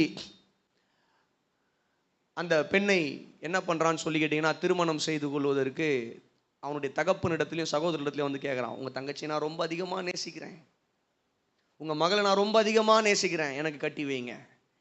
என்னதான் அதிகமாக நேசித்தாலும் இவன் பண்ண ஒரு காரியம் தேவனுடைய பிரமாணத்தின்படி யாக்கோபு ஆபிரகாம் ஈசாக்கு என்கிற தேவ மனிதர்களுக்கு தேவன் கொடுத்த வார்த்தையின்படியா இது வந்து ஏற்புடையதான ஒரு காரியம் அல்ல அப்படின்னு சொல்லிட்டு என்ன பண்ணுறாங்கன்னா, யாக்கோபு ஒத்துக்கிறான் ஒரு பக்கத்தில். ஆனால் யாக்கோபுனுடைய சகோதரர்களால் என்ன பண்ண முடியலன்னா ஒற்றுக்கொள்ள முடியல இந்த காரியத்தை. யாக்கோபுனுடைய சகோதரர்கள் லேவியும் சிமியோனும் சேர்ந்து என்ன பண்ணுறாங்கன்னா அந்த ஒட்டுமொத்த பட்டணத்தையுமே என்ன இருக்கிற ஆண்களை சங்காரம் பண்ணுறானுங்க. கல்யாணத்துக்கு ஒத்துக்கிட்டாங்க. ஒத்துக்கிட்டு உங்கள் தேசத்தில் இருக்கிற எல்லாருமே என்ன பண்ணணும்னா விருத்த சேதனம் பண்ணி கொள்ள வேண்டும் அப்படின்னு சொன்னால் எல்லாம் விருத்த சேதனம் பண்ணிக்கிட்டான். விருத்த சேதனம் பண்ணி கொண்டோன்னே சில நாட்களுக்கு பின்பு அவங்களுக்கு நோவு எடுத்த உடனே அந்த பலவீனத்தை இவர்கள் தீனாளுடைய சகோதரர்கள் என்ன பண்ணுறாங்கன்னா சாதகமாக எடுத்துக்கொண்டு அந்த பட்டணத்துக்குள்ளே புகுந்து என்ன பண்ணுறாங்கன்னா வெட்டி போடுகிறார்கள். யாக்கோபுனுடைய வாழ்க்கையில் நடந்த ஒரு ஒரு என்ன சொல்கிறதுன்னு சொல்லிட்டுனா ஒரு இருண்ட சம்பவம் இந்த 34வது அதிகாரத்தில் நடந்த ஒரு சம்பவம். நீங்கள் படிச்சிருப்பீங்க ஆதியாகமத்தில். யாக்கோபுனுடைய வாழ்க்கையில் கவனிக்கிறீங்களா? யாக்கோபுனுடைய வாழ்க்கையில் நடந்த பல சம்பவங்களில் இந்த ஒரு சம்பவம் ஒரு இருண்ட சம்பவமாகவே பார்க்கப்படுகிறது. காரணம் என்ன? தீனால் ஒழுங்காக வீட்டில் இருந்திருந்தா இந்த பிரச்சனை கிடையாது. யார் வீட்டில் இருந்திருந்தா? தீனால் வீட்டில் இருந்திருந்தா இந்த பிரச்சனை கிடையாது. தீனால் வீட்டில் இல்லாமல் போனது நிமித்தம் இப்போ என்ன பிரச்சனை அப்படின்னு சொல்லி கேட்டிங்கன்னா, யாக்கோபுக்கு ஒரு மோசமான ஒரு பிரச்சனை. கவனிங்க, தேவன் உங்களை வைத்திருக்கிற இடத்துல, வாட் இஸ் மை பாயிண்ட், நான் என்ன சொல்ல வரேன், what is the truth that God wants to learn today by this passage or verse. இந்த வசனம் அல்லது பத்தி நிமித்தம் தேவன் என்ன சொல்ல விரும்புகிறார், என்ன சத்தியத்தை சொல்ல விரும்புகிறார்? கர்த்தர் உங்களை ஒரு இடத்துல வச்சிருக்கிறார்னா அந்த இடத்துல உன் தரிசனத்தை மறந்து தேவையில்லாத வேலையில் போய் சிக்கிக்கொள்ளாதே. அல்லேலூயா. கர்த்தர் உன்னை ஒரு இடத்துல வச்சிருக்காருன்னா, கர்த்தர் உன்னை ஒரு இடத்துல வைத்திருக்கிறார் என்றால் அந்த இடத்துல தரித்திரு. அந்த இடத்துல கர்த்தருடைய தரிசனத்தையும் கர்த்தருடைய வழி நடத்துதலையும் பெற்றுக்கொள்வதற்கு காத்திரு. தேவையற்ற காரியங்கள் தேவையில்லை. தீனாளுக்கு இது தேவையில்லாத ஒரு காரியம். நான் போய் ஊரை சுற்றிட்டு வரேன், நான் போய் சுற்றி பார்த்து இந்த தேசத்து பெண்கள் எல்லாம் இப்போ அதை புரிந்து கொண்டு வந்து இங்கே என்ன பண்ண போகிற? உன்னை கர்த்தர் உன்னை இங்கேயே வைக்க போகிறாரு, உன்னை இங்கேருந்து வேறு இடத்துக்கு என்ன கொண்டு போக போகிறாரு. இந்த அம்மா கொஞ்சம் என்ன பண்ணிருக்கணும்னு சொல்லிக்கிட்டீங்கன்னா ஞானமாக இருந்திருக்கணும்.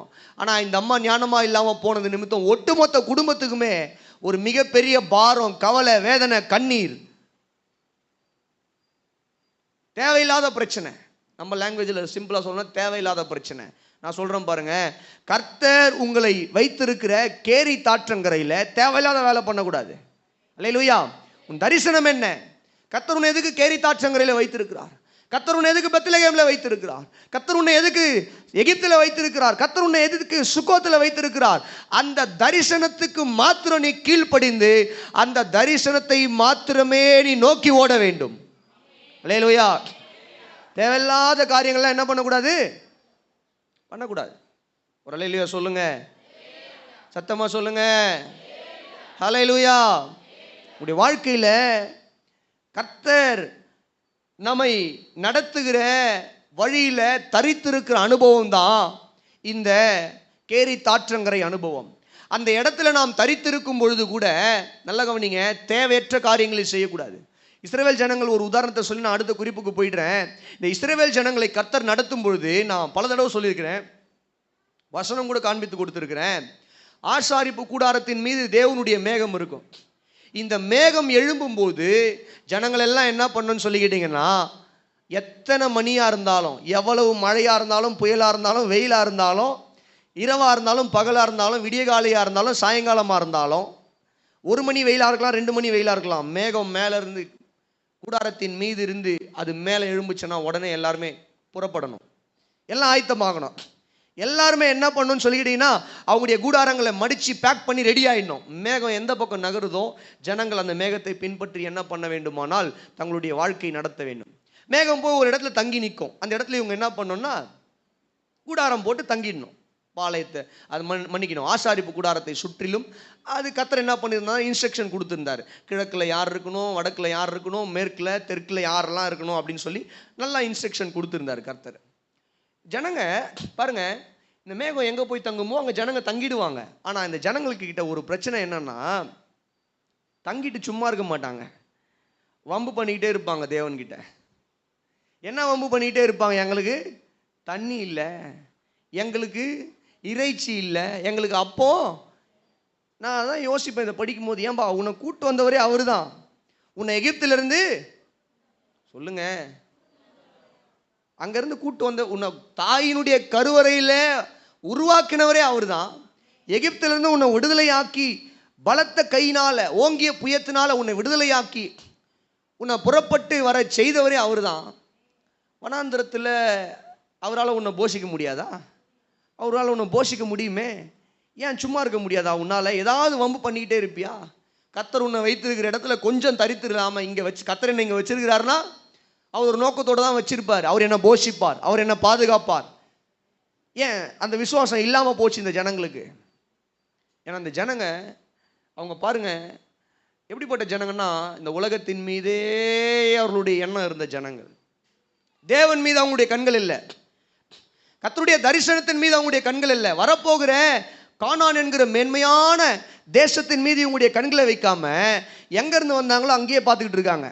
நாங்கள் எகிப்திலிருந்து வந்தோம், அங்கேயே இருந்திருக்கலாம். எதுக்கு கிறிஸ்தவங்களானமோ தெரில, எதுக்கு சர்ச்சில் உட்காந்துக்கிட்டு இருக்கிறோமோ தெரில. வாரம் வாரம் பைபிளை தூக்கிக்கிட்டு வாரம் வாரம் சர்ச்சுக்கு போயிட்டு உட்காந்துக்கிட்டு சர்ச்சுக்கு வா சர்ச்சுக்கு வா சர்ச்சுக்கு வா,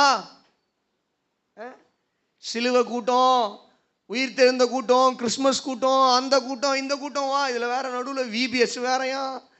நாங்கள் எகிப்திலேயே வெள்ளரிக்காய் வெள்ளை பூண்டு அங்கேயே சாப்பிட்டுட்டு அடிமையாக அந்த சாப வாழ்க்கையிலே இருந்துருக்கலாம். இவங்க மைண்டில் எங்கே இருக்குன்னு கேட்டிங்கன்னா அங்கே இருக்குது. தேவனுடைய ராஜ்யத்தில் இருக்கிற விடுதலையில், தேவனுடைய ராஜ்யத்தில் இருக்கிற வாக்குத்தத்தத்தில் சமாதானம், ஆசீர்வாதம், செழிப்பு, இவங்களுடைய ஆத்மாவுக்கு கிடைக்க போகிற நித்திய ஜீவன், இதில் எல்லாம் இவங்களுடைய எண்ணம் இல்லை. இவங்களுடைய எண்ணம்லாம் எங்கே இருக்குன்னா வெள்ளரிக்காய் வெள்ளை பூண்டு அதில் தான் இருக்குது. அவங்களுடைய எண்ணம் எல்லாம் அங்கே இருக்கிறதுனால இவங்களுக்கு பாருங்க, கர்த்தர் அவர்களுக்கு கொடுக்கிற மேன்மையான வாக்குத்தத்தம் தெரியல. அல்லேலூயா, அல்லேலூயா, சத்தமா சொல்லுங்களேன். ஒரு வகுப்புல பாருங்க, ஒரு வகுப்பறையில் ஒரு மாணவன் உட்காந்துட்டு இருந்தானா. அந்த மாணவன் ஆசிரியர் கேட்ட கேள்விக்கு பதில் சொல்லாம அவன் என்ன சொல்றானா, சாப்பாட்டுக்கு நேரம் ஆச்சு சார், சாப்பாட்டுக்கு நேரம் ஆச்சு, சாப்பிட்டு வேணா நான் உங்களுக்கு பதில் சொல்லட்டுமா? பக்கத்தில் இருந்த பையன் சொல்றானா, டேய் சோர்லேயே இருக்காதடா, சோர்லேயே இருக்காத, சோர்லேயே இருக்காத, கொஞ்சம் படிப்பில் கவனம் செலுத்து. இந்த இஸ்ரவேல் ஜனங்கள் எங்க இருந்தது உங்களுடைய கவனம்னா எகிப்துல அங்கதான் இருந்தது. இப்போ கவனிங்க, இந்த காலை வேளையில் கர்த்தர் உங்களை நடத்துவார்னா அவர் உங்களை போஷிப்பார். கர்த்தர் உங்களை நடத்துவார்னா அவர் உங்களை பாதுகாப்பார். அவர் காட்டுற இடத்துல தரித்திருங்க, தேவையில்லாத காரியம் வேணாம். இந்த இஸ்ரவேல் ஜனங்க பாருங்க, தேவையில்லாத மோசையை வம்பிழுப்பாங்க. இவங்களுக்கு தூங்கி எழுந்த உடனே அதுதான், இன்னைக்கு ஏதாவது மோசையை குறை சொல்லணுமே, என்ன குறை கண்டுபிடிக்கலாம் மோசையின் இடத்துல? என்ன உன்னை மட்டும்தான் கர்த்தர் தீர்க்கதரிசியை வைப்பாரா, எங்களை ஆக்க மாட்டாரான்னு வாங்க. இன்னொருத்தன் என்ன பண்ணுவான், இல்லை இல்லை வாடா நம்ம எல்லாரும் கூட்டம் கூட்டிக்கலாம், மோசைக்கு விரோதமாக என்ன பண்ணலாம், செயல்படலாம். என்னப்பா இன்னொருத்தன் வந்து என்ன மோசையை மட்டும் கேள்வி கேட்குறீங்க, அவன் கூட அவன் சகோதரன் ஆரோனுக்குறான், அவனையும் கேட்கணும், சேர்த்து கேளு ரெண்டு பேரையும். எழுந்த உடனே உங்களுக்கு காலையில் எழுந்த உடனே இதுதான் உங்களுக்கு வேலையே. இந்த காலை வேலை நான் சொல்கிறேன் பாருங்க, இந்த ஜனங்க தேவையில்லாத வேலையை பண்ணாங்க. இவங்க பாருங்க, அந்த இடத்துல வைக்கும் போதெல்லாம் ஒரு இடத்துலையும் கர்த்தர் நடத்தும் போதெல்லாம் ஏதாவது பிரச்சனை பண்ணி ஒரு கட்டத்தில் கர்த்தர் கோவம் வந்தது, ஒருத்தனும் போக மாட்டீங்கடா கானானுக்குள்ள, எல்லாரும் இங்கே சாவீங்க, செத்தானுங்க. அதே போல அத்தனை பேரும் செத்தாங்க. முதல் ஜென்ரேஷன் வனாந்திரத்தில் இருக்கிற அத்தனை ஃபர்ஸ்ட் ஜென்ரேஷனும் செத்து போயிட்டாங்க, வனாந்திரத்திலே செத்தாங்க. அப்படின்னா என்ன அர்த்தம், 40 வருஷம் சுத்தி சுத்தி சுத்தி சுத்தி சுத்தி வனாந்திரத்திலேயே முதல் ஜென்ரேஷன் மரித்து போச்சு. அப்போ கானானுக்குள்ள போனது யார் தான்னா அடுத்த ஜென்ரேஷன். வனாந்திரத்தில் இவங்க பெற்றெடுத்தாங்க பத்தியா, இவங்க பிள்ளைங்க வனாந்திரத்தில் பிறந்த குழந்தைங்க தான் என்ன பண்ணுச்சுன்னு சொல்லி கேட்டீங்கன்னா கானானுக்குள்ள போச்சு. அங்கேருந்து புறப்பட்டு வந்ததில் 2 பேர் தான் உள்ளே போனான். அவன் யாருன்னா சொல்லுங்க, காலேபோ யோசுவாவும். வெரி குட், அல்லேலூயா, சத்தமாக சொல்லுங்களேன். கர்த்தர் நாமத்துக்கு மகிமை உண்டாகட்டும். அப்போது கர்த்தர் உங்களை ஒரு இடத்துல வைக்கும்போது தேவையில்லாத வேலை செய்யக்கூடாது, தேவையில்லாத விஷயத்துக்குள்ளே போய் தலையிடாதீங்க, வேணாம், தேவையில்லாத பாதையில் போவாதீங்க. உனக்கு ஏற்புடையதா இல்லாத கர்த்தர் வைக்காத வழியில பாதையில செயல்களில் போய் உன்னுடைய மூக்க நுழைக்காதீங்க. உன் தரிசனத்தை விட்டு விலகி ஓடக்கூடாது. அல்லேலூயா. எனக்கு இன்னமும் கூட ஊழியத்திலையும் சரி அல்லது மற்ற காரியங்கள்லையும் சரி நிறைய வேற வேற ஆஃபர்ஸ்லாம் கிடைக்குது. அப்போ நான் யோசிப்பேன், இல்லை இல்லை என்னுடைய தரிசனம் இந்த செவ்வாப்பேட்டை வெள்ளக்குளம், ஆமென். இங்கிருந்து நான் ஓடினேன்னா கர்த்தர் யோனாவுக்கு என்ன பண்ணாரோ அதே தான் அங்கே பாருங்க. அல்லேலூயா.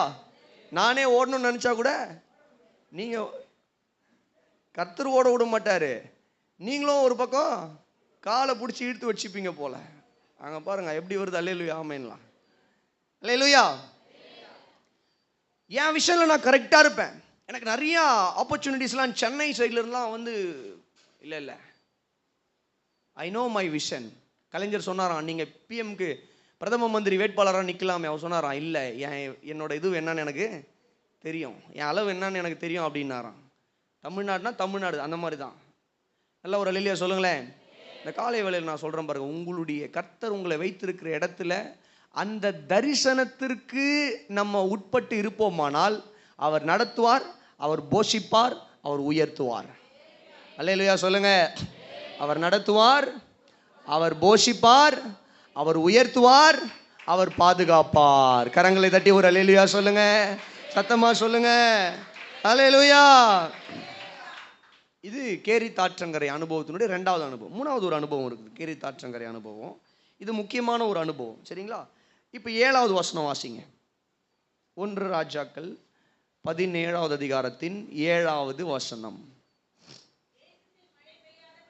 தேசத்தில் மழை பெய்யாதபடியினால் சில நாட்களுக்கு பின்பு அந்த ஆறு, அல்லேலூயா சொல்லுங்களேன்,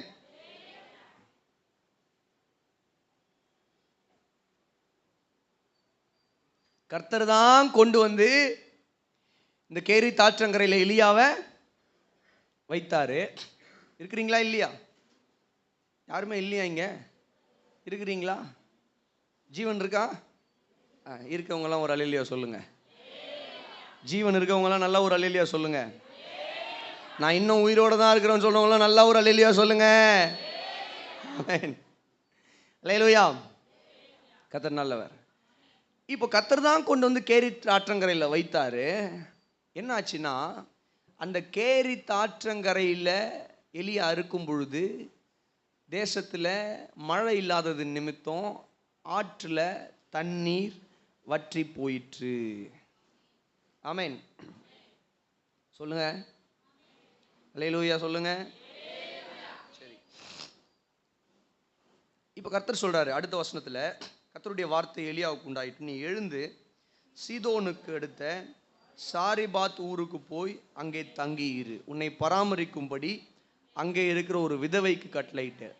முதல்ல காகத்துக்கு கட்டளையிட்டாரு, விதவைக்கு கட்டளையிடுறாரு. அதுக்கப்புறம் நீங்கள் படித்து பார்ப்பீங்கன்னா கர்த்தருடைய தூதனானவரே என்ன பண்ணுவாருன்னு சொல்லி கேட்டிங்கன்னா எலியாவுக்கு அப்பத்தை கொண்டு வந்து கொடுப்பாரு. சரி, விஷயத்துக்கு வருவோம்.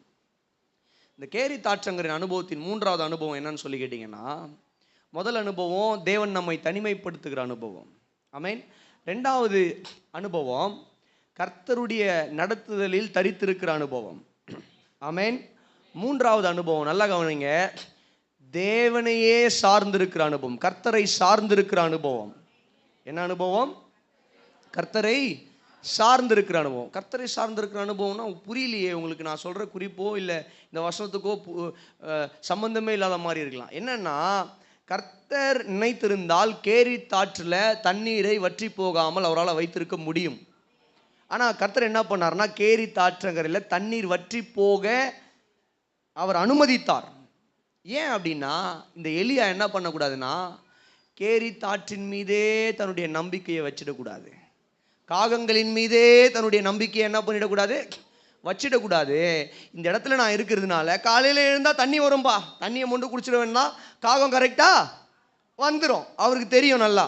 அதனால தேவன் மீது நம்பிக்கை இல்லாமல் எலியா கேரித் ஆற்றின் மீதும் அங்கே வருகிற காகத்தின் மீதுமே தன்னுடைய நம்பிக்கையை வைத்து எலியாவினுடைய சிந்தை மாறி போகாதபடிக்கு கர்த்தர் என்ன பண்ணுறார்னா, ஆற்றில் தண்ணீர் வற்றி போக கட்டளையிடுகிறார். தண்ணீர் வற்றி போகிறது. இப்போ கர்த்தர் சொல்கிறார், நீ எழுந்து என்ன பண்ணுனா சாரிபாத்துக்கு போ. இப்போ எலியாவினுடைய நம்பிக்கை கர்த்தர் மேலே இருக்கிற நம்பிக்கை மாறாது. அல்லேலூயா. எங்கே போனாலும், நான் கேரித் ஆற்றங்கரையில் இருந்தாலும் சரி, அல்லது நான் சாரிபாத்துக்கு போனாலும் சரி, அல்லது சூறை செடியின் கீழே போய் நான் படுத்தாலும் சரி, என்னை நடத்துவது கர்த்தர், என்னை போஷிப்பது கர்த்தர். ஒரு அல்லேலூயா சொல்லுங்களேன். அல்லேலூயா. அப்போ கேரித் ஆற்றங்கரின் அனுபவம் என்பது கேரித் ஆற்றை அல்ல, கர்த்தரை சார்ந்திருக்கிற அனுபவம் தான் இந்த கேரித் ஆற்றங்கரை அனுபவம். அல்லேலூயா. இந்த காலை வேளையில் தேவன் நம்மோடு கூட மிகவும் அழுத்தம் திருத்தமாய் பேச விரும்புகிற காரியம் என்னன்னா, கர்த்தர் இன்னைக்கு நம்ம எல்லாருக்குமே கேரித் ஆற்றங்கரையில் எலியாவுக்கு எப்படி காகங்களை கொண்டு போஷித்தாரோ, கேரித் ஆற்றில் எப்படி நல்ல தண்ணீரை கொடுத்தாரோ, அதே மாதிரி கர்த்தர் நமக்கு நல்ல வேலையை கொடுத்துருப்பாரு, கர்த்தர் நமக்கு நல்ல வருமானத்தை கொடுத்துருப்பாரு, கர்த்தர் நமக்கு நல்ல ஆசீர்வாதங்களை கொடுத்து நம்மளை செழிப்பாக இந்த பூமியில் வைத்திருப்பாரு. ஆனால் நல்லா கவனிங்க, நாம் இந்த பொருளாதாரத்தையோ தேவன் நமக்கு கொடுத்திருக்கிற ஆசீர்வாதங்கள் மீதோ நம்முடைய நம்பிக்கையை வைத்து தேவனை மறந்து போகாதபடிக்கு எச்சரிக்கையா இருக்க வேண்டும். அல்லேலூயா. வேலையின் மீது, உங்களுக்கு இருக்கிற பணத்தின் மீது, தங்கத்தின் மீது, அல்லது உங்களுடைய எல்லா விதமான பொருளாதார ஆசீர்வாதத்தின் மீது உங்களுடைய கண்களை வைத்து அதை நம்பி வாழுகிற வாழ்க்கை அல்ல, அதை கொடுத்த தேவனை நம்பி வாழுகிற வாழ்க்கை தான் கேரித் ஆற்றங்கரை அனுபவம். அல்லேலூயா. எலியா அந்த ஆற்றில் இருந்த தண்ணியை நம்பல, காகங்களை நம்பல, சாரிபாத் விதவையை நம்பல. அவர் யாரை நம்பினார்னா கர்த்தரை நம்பி இருந்தார். அல்லேலூயா சொல்லுங்க. இந்த காலை வேளையில் நான் சொல்றேன், உங்களுடைய பேங்க் பேலன்ஸை நீங்க நம்பி இருக்காதீங்க. உங்ககிட்ட இருக்கிற ஆசீர்வாதம், பணங்கள், உங்களுடைய வேலை, இவைகள் எல்லாம் நம்பி கர்த்தரை நம்பி இருங்க. நல்லா அல்லேலூயா சொல்லுங்களேன். கர்த்தரை நம்பி இருக்கிற அனுபவம் தான் கேரித் ஆற்றங்கரை அனுபவம். திடீர்னு வேலை போகுது, மனிதர்களுக்கு ஜீவனே போகுது, வேலை போகிறது எவ்வளோ சாதாரண விஷயம். கடந்த நாட்களில் மியான்மரில் பார்த்தீங்களா, பயங்கரமான பூகம்பம், ஆயிரக்கணக்கான மக்கள் மரித்து போனார்கள்.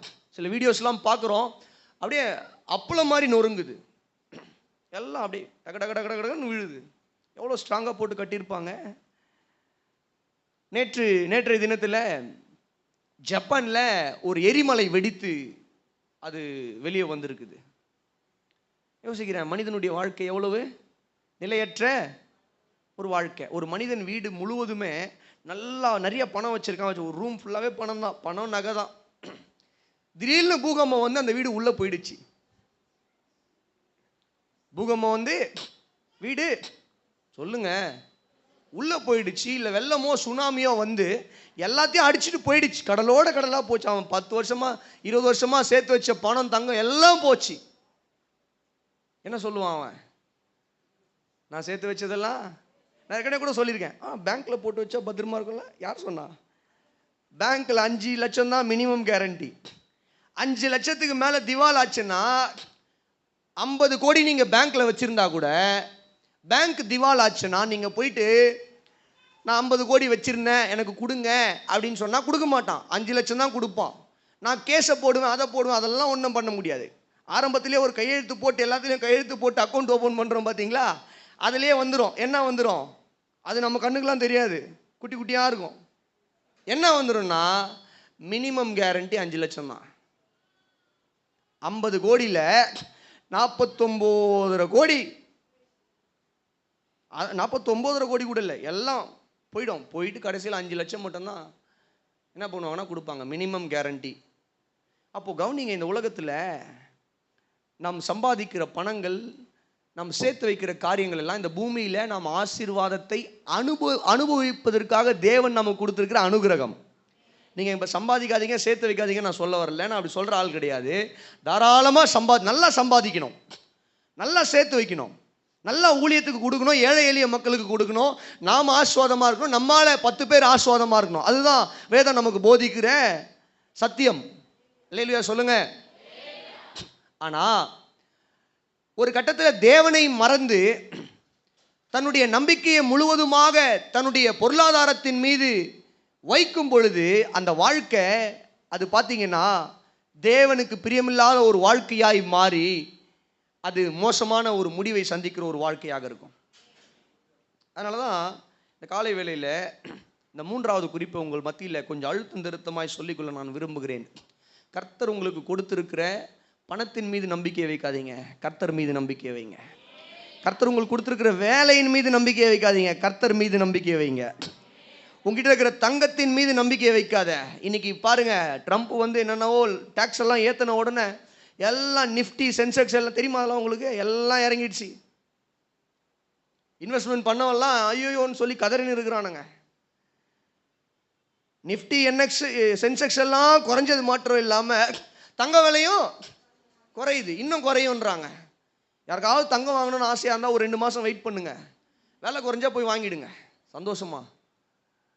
கல்யாணத்துக்கெல்லாம் வாங்கணும் பிரதர், என் பொண்ணுக்கு தங்கம் சேர்த்து வைக்கணும், குறைதாங்க சொல்லிட்டு இருக்கிறாங்க, ரெடியாக இருங்க, குறைஞ்சா போய் வாங்கிடுங்க, வாங்கி பத்திரமா வச்சுக்கோங்க. ஆனால் அது மேலே நம்பிக்கை வைக்காதீங்க.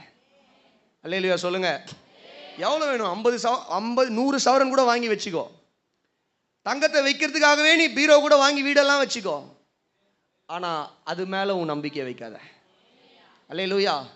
அதன் மீது உன் நம்பிக்கையை வைக்காத. வீடு ஃபுல்லாக பணம் கூட வச்சுக்கோ, ஆனால் அது மீது நம்பிக்கையை வைக்காத. கர்த்தர் மீது நம்பிக்கையை வை. உன் பணம் உன்னை கைவிடலாம், உன் நகை உன்னை கைவிடலாம், நீ வச்சிருக்கிற பேங்க் பேலன்ஸ் உன்னை கைவிடலாம், உன் ஏடிஎம் கார்டு உன்னை கைவிடலாம். ஆனால் கர்த்தர் உன்னை ஒரு நாளும் கைவிட மாட்டார். கர்த்தர் உன்னை ஒரு நாளும் கைவிட மாட்டார். கரங்களை தட்டி ஒரு அல்லேலூயா சொல்லுவீங்களா? ஹல்லேலூயா. யோபுவை போல செல்வ சீமான் யார்?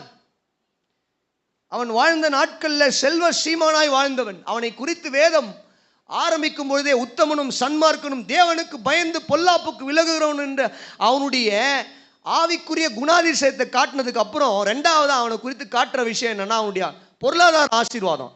அவனுக்கு எத்தனை ஒட்டகங்கள், எத்தனை ஆடு மாடுகள், எத்தனை ஆசீர்வாதங்கள் அவனுக்கு இருந்தது என்பதை வேதம் காட்டுகிறது. அப்படிப்பட்ட யோபு சொல்ற ஒரு வார்த்தையை நான் உங்களுக்கு காட்டட்டுமா? வேதத்தை திருப்புங்க, யோபு புத்தகம் 31வது அதிகாரத்துக்கு வாங்க. நான் முடிக்க விரும்புகிறேன். யோபு 31வது அதிகாரத்தை படித்து நம்ம முடிச்சிடலாம். யோபு 31வது அதிகாரத்தின் 24வது வசனத்திலிருந்து அந்த வார்த்தை கவனிங்க. நான் பொன்னின் மேல் தங்கத்தின் மீது என்னுடைய நம்பிக்கையை வைத்து தங்கத்தை பார்த்து நீ என் ஆதரவு என்று சொன்னதும், என் ஆஸ்தி பெரியது என்றும் என் கைக்கு மிகுதியும் கிடைத்தது என்றும் நான் மகிழ்ந்ததும், சூரியன் பிரகாசிக்கும் போது அல்லது சந்திரன் மகிமையாய் செல்லும் போது நான் அதை நோக்கி என் மனம் ரகசியமாய் மயக்கப்பட்டு என் வாய் கையை முத்தி செய்ததுண்டானால், இதுவும் நியாயாதிபதிகளால் விசாரிக்கப்படத்தக்க அக்கிரமமாயிருக்கும். அதனால் உன்னதத்தில் இருக்கிற தேவனை மறுதலிப்பேனே. அவன் சொல்றான், யோபு, நான் பொண்ணை பார்த்து தங்கத்தை பார்த்து அது மேல நம்பிக்கையை வச்சு, 24வது வசனம் கவனிச்சிங்களா? என் நம்பிக்கையை அது மேல வச்சு, அது என் ஆதரவு, என் ஆஸ்தியில நான் மகிழ்ந்து, இதுதான் என் ஆதரவு, இதுதான் என் நம்பிக்கை நான் சொல்லியிருப்பேன்னா, நான் கர்த்தரை மறுதலிக்கிறவனா இருப்பேனே. நான் கர்த்தரை மறுதலிக்கிறவனா இருப்பேனே. பொண்ணு என் ஆதரவு இல்லை, தங்கம் என் ஆதரவு அல்ல, இந்த நான் சம்பாதித்த இந்த செல்வம் எல்லாம் என்னுடைய ஆதரவு அல்ல. என் ஆதரவும் என் நம்பிக்கையும் கர்த்தர் ஒருவரே. கரங்களை தட்டி ஒரு அல்லேலூயா சொல்லுங்களேன். அந்த நம்பிக்கை அவனுக்குள்ள இருந்தது பாருங்க, அந்த விசுவாசம் அவனுக்குள்ள, அந்த அர்ப்பணிப்பு அவனுக்குள்ள இருந்தது. அவன் எதை இழந்தாலும் கர்த்தர் அவனை 2 மடங்கு திரும்ப அவனுக்கு கொடுத்தாரு.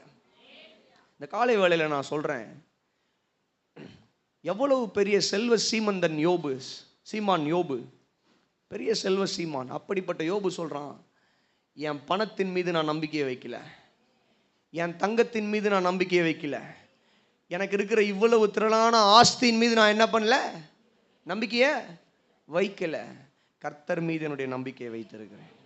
அல்லேலூயா.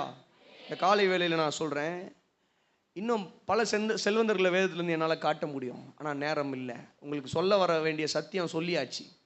அல்லேலூயா சொல்லுங்க. வேதம் சொல்லுது, தன்னுடைய ஆஸ்தியின் மீது நம்பிக்கை வைக்கிறவன் விழுந்து போவான். தன்னுடைய ஆஸ்தியின் மீது நம்பிக்கை வைக்கிறவன் விழுந்து போவான். ஒருத்தன் சம்பாதித்தானா, அவன் சொன்னானா, திரளான செல்வத்தை சேர்த்து வச்சுட்டு, நாத்துமாவே நீ புசித்து குடித்து எப்படி இரு, சந்தோஷமா இரு, நீண்ட காலத்துக்கு. எப்படியா? நான் என்ன பண்ணிட்டேன், உனக்காக சேர்த்து வச்சிட்டேன். கர்த்தர் அன்று இரவு அவனை பார்த்து கேட்டாராம், மதிகேடனே, இன்று இரவு உன்னுடைய ஆத்துமா, உன்னுடைய ஜீவன் உனக்குள்ளேருந்து எடுத்துக்கொள்ளப்படுமானால் நீ சேர்த்து வைத்தவைகள் எல்லாம். இந்த உலகத்தில் நீங்கள் யோசித்து பாருங்க, நிறைய தலைவர்கள் கூட, நிறைய பணக்காரர்கள் நிறைய சொத்து சேர்த்து வச்சுட்டு இறந்து போயிட்டாங்க, செத்து போயிட்டாங்க. இன்னைக்கு அந்த சொத்துக்களை யாராலையும் அனுபவிக்க முடியாம, அரசாங்கத்தாலையும் முழுமையா கைப்பற்ற முடியாம கேஸ் தான் போயிட்டு இருக்குது.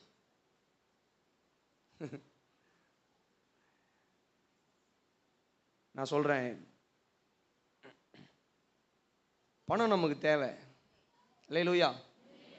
பணம் நமக்கு தேவை, ஆசீர்வாதம் நமக்கு தேவை. சிலர்லாம் இன்னைக்கு வந்து பணம் பிசாசு பேயின்னு பிரசங்கம் பண்ணிடுறாங்க. அதெல்லாம் ஒன்றும் கிடையாது. ஆனால் காணிக்கை கொடுங்க, நல்லா வாங்கி பாக்கெட்டில் வச்சுப்பாங்க இல்லையா? அதெல்லாம் கிடையாது. பணம் நமக்கு தேவை. ஆமேன். எல்லாத்துக்குமே பணம் தேவை. பூவா வாங்கணும்னா பணம் தேவை, செருப்பு வாங்கணும்னா பணம் தேவை, சட்டை வாங்கணும்னா பணம் தேவை. அல்லேலூயா சொல்லுங்க.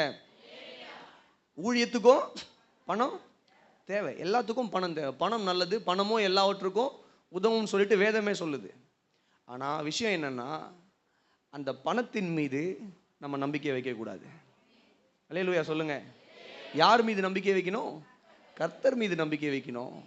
கர்த்தர் நினைச்சாருன்னா கொடுப்பாரு. அல்லேலூயா. இந்த காலை வேளையில் நான் சொல்றேன், கேரி தாற்றங்கரை அனுபவம் என்பது உங்களுக்கு இருக்கிற சொத்தை சார்ந்து நம்பி இருக்கிற அனுபவம் கிடையாது, கர்த்தரை சார்ந்து இருக்கிற அனுபவம்.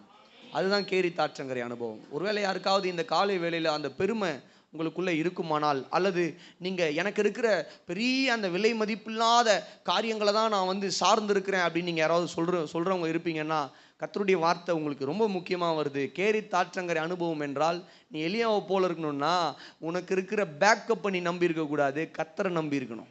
அதுதான் எலியாவுடைய அனுபவம். அதுதான் வேதம் நமக்கு போதிக்கிற அனுபவம். அல்லேலூயா. ஏன்னா இந்த உலகத்தின் பணம், இந்த உலகத்தின் பொருளாதாரம் ஒரு நாள் நம்மை கைவிடும். அல்லேலூயா சொல்லுங்க. ஒரு நாள் நம்மை கைவிடும். ஆனால் கர்த்தர் ஒரு நாளும் நம்மை கைவிட மாட்டார். எப்படி ஆகிலும் நடத்துவார். எப்படியாகிலும் நடத்துவார், எப்படியாகிலும் நடத்துவார். நான் சொல்றேன் பாருங்க, நீதிமான் நான் இளைஞனாயிருந்தேன், முதிர் வயது உள்ளவனுமாயுமானேன், நீதிமான் கைவிடப்பட்டதையோ அவனுடைய சந்ததி அப்பத்துக்கு இறைந்து திரிந்ததையும் நான் பார்க்கலன்னு சொல்லி தாவீது சொல்றாரு. கரங்களை தட்டி ஒரு அல்லேலூயா சொல்லுங்க. எப்படி ஆகிலும் கர்த்தர் சோறு போட்டுருவார், எப்படி ஆகிலும் கர்த்தர் ட்ரெஸ் கொடுத்துருவார், எப்படி ஆகிலும் கர்த்தர் நடத்திடுவார். ஆமென். வரும், வர வேண்டிய காரியங்கள்லாம் வரும். ஆனால் உன் நம்பிக்கை கர்த்தர் மேலே இருக்கணும். அல்லேலூயா. சத்தமாக சொல்லுங்க.